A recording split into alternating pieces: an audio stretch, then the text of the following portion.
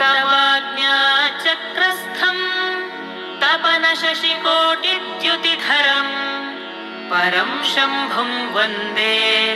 परिमिलितपार्श्वं परचिता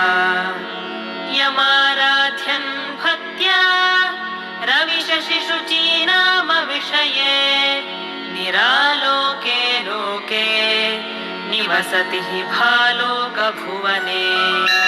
विशुद्धौदे शुद्धस्फटिकविशदं व्योमजनकम् शिवं सेवे देवीम् अपि शिवसमानव्यवसिताम् ययोः कान्त्या याद्याः शशिकिरणसारूप्य सरणेः विधूतान्तर्ध्वान्ता विलसति चकोरीव जगति समुन्मीलत्संवित्कमलमकरन्दैकरसिकम्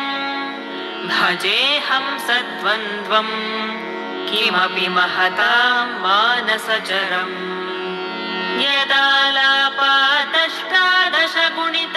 यदालापादष्टादशगुणितविद्यापरिणतिः यदा दत्ते दोषात् गुणमखिलमध्यः पय इव तव स्वाधिष्ठाने हुतवहमधिष्ठाय निरतम् तमीडे संवर्तम् जननि महतीं ताञ्च समयाम् यदा लोके लोकान् दहति महति क्रोधकलिते दयार्द्राया दृष्टिः शिशिरमुपचारं रचयति तटित्वन्तं शक्त्या तिमिरपरिपन्थिस्फुरणया